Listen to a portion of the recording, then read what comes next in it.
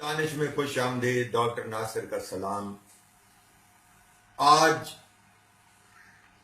جو خط میں آپ کے سامنے پیش کرنے جا رہا ہوں وہ مجھے موصول ہوا ہے استاد عین دانش کی طرف سے۔ آئیے دیکھتے ہیں استاد عین دانش کے نام فدا علم فروش نے کیا لکھا۔ وہ اپنے خط میں لکھتے ہیں: آج ادارہ علم فروشاں 25 ستمبر 2018 مکرمی استاد عین دانش سلام مسنون۔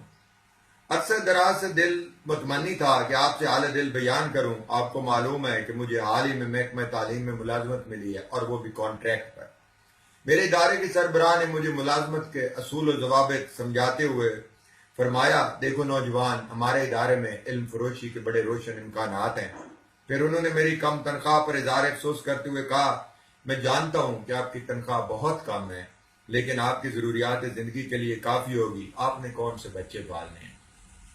میں ان کے چہرے کا غور سے جائزہ لیتا رہا اور مجھے یوں لگا کہ ان کے الفاظ میں ہمدردی سے زیادہ طنز موجود تھا، لیکن میری کم عمری آڑے آئے اور میں فیصلہ نہ کر پایا کہ ہمدردی تھی یا طنز۔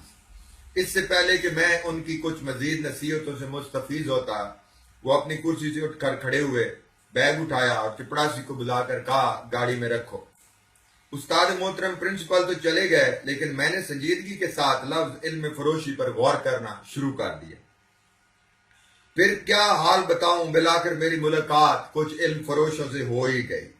ان کی باتوں نے مجھے ترغیب دی کہ کیوں نہ میں ان سے اس نئے طریقہ آمدنی کے بارے میں مزید معلومات حاصل کروں۔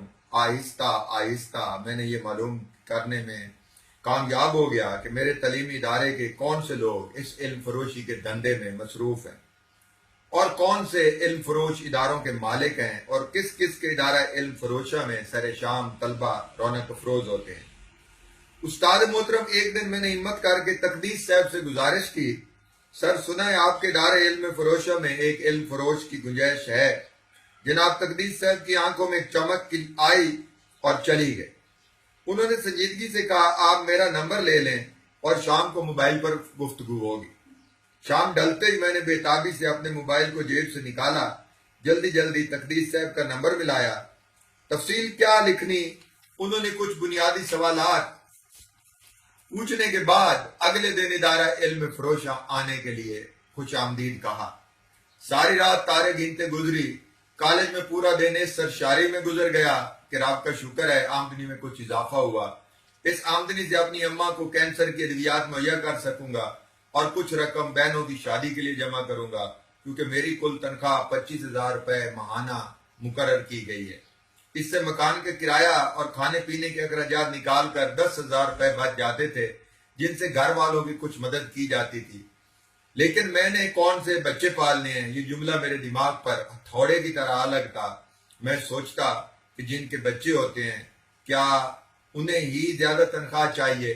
بہرحال یہ ضمنی بات تھی، درمیان میں آ گئی۔ استاد محترم، شام 4 بجے مجھے ادارہ علم فروشہ پہنچنا تھا، لیکن میں وہاں تقریباً 3:30 بجے جا تھمکا۔ ادارے کا دروازہ کھٹکھٹایا، سیکورٹی گارڈ نے آنے کی وجہ پوچھی تو میں نے کہا کہ تقدیس صاحب 4 بجے آنے کے لیے کہا تھا۔ وہ کہنے لگے کہ وہ تو 5 بجے آتے ہیں، وہ آئیں گے تو آپ آ جائیے گا۔ میں نے اسے بہت سمجھانے کی کوشش کی لیکن وہ ٹس سے مس نہ ہوا۔ اللہ کرتے 5 بج گئے، تقدیس کی آمد ہوئی اور میری جان میں جان آئی۔ ہمارے استاد محترم آئے ہیں، ان کے لیے چائے لاؤ۔ تقدیس صاحب نے نہایت محبت سے چپڑاسی کو بلا کر کہا۔ ان کی محبت کا اندازہ دیکھ کر مجھے لگا کہ وہ اس میں بامسمہ ہیں۔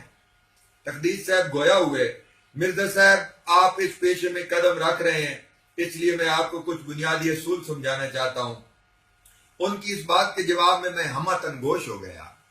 تقدیس صاحب سمجھانے لگے: دیکھیں، جو طالب علم شام کو ہمارے پاس آتا ہے وہ طالب علم نہیں بلکہ ایک کلائنٹ ہوتا ہے اور اسے ہر طرح سے فیسیلیٹیٹ کرنا ہمارا فرض ہے۔ میں نے جرات کر کے سوال کیا کہ اگر یہ کلائنٹ کالج کے کلاس روم میں بھی کلائنٹ بنے تو پھر کیا کرنا ہے؟ تقدیس صاحب نے اپنی کرسی کو ٹیک لگائی، غور سے میری طرف دیکھا، چہرے پر بل پڑے اور گویا ہوئے: وہی تو جگہ ہے جہاں ہمیں اپنے کلائنٹ کو سب سے زیادہ فیسیلیٹیٹ کرنا ہے، کیونکہ وہ ہمارے ادارے علم فروشوں کی مارکیٹنگ کا ذریعہ ہے۔ یہ سن کر میرے ماتھے پر پسینے کے چند قطرے آ گئے۔ نہ جانے ندامت کے تھے یا خوشی سے پسینہ آ رہا تھا یا میں ڈر کر پسینے پسینے ہو رہا تھا، آج تک میں فیصلہ نہ کر سکا۔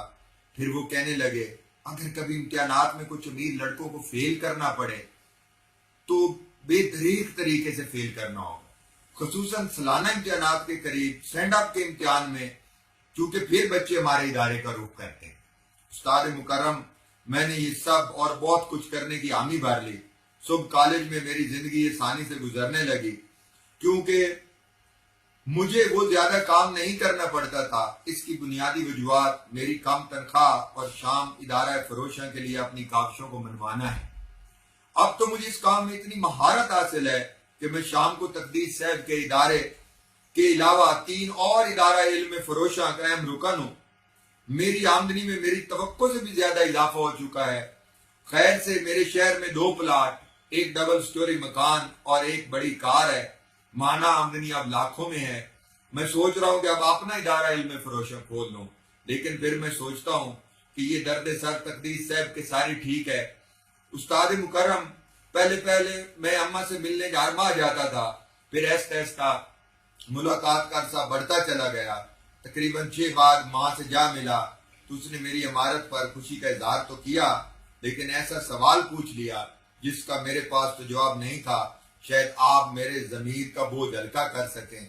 ماں کہنے لگی فدا بیٹے، میری جان تجھ پر فدا، مجھے سچ سچ بتا کہ کیا اس معاشرے میں ایک استاد کی اتنی آمدن ہو سکتی ہے جو تم مجھے بتا رہے ہو؟ میں نے سمجھانے کی ماں کو بہت کوشش کی، لیکن وہ کہنے لگی تم کسی غیر قانونی دھندے میں ملوث ہو چکے ہو۔ ادارہ علم فروشاں کے روشن پہلو ماں کے گوش گزار کیے، تب جا کر اسے کچھ سمجھ آئی، لیکن اس نے ایک ٹھنڈا سانس لیا اور مجھے دیکھ کر نیم اپنی نم آنکھوں سے کہا فدا، تم جانتے نہیں کہ علم ایک امانت ہے جو اگلی نسلوں کو دی جاتی ہے، بیچی نہیں جاتی۔ تم استاد نہیں، ایک علم فروش بن چکے ہو۔ کہنے لگی ان بچوں کا کیا قصور جن کے والدین ادارہ علم فروشہ میں انہیں نہیں بھیج سکتے، وہ ان کی فیس ادا نہیں کر سکتے۔ اب آپ ہی بتائیں، میں اپنے ماں کے پرانے خیالات پر عمل کروں یا جدید زمانے کی ضروریات کے مطابق زندگی کروں؟ استاد آپ کی رہنمائی چاہیے۔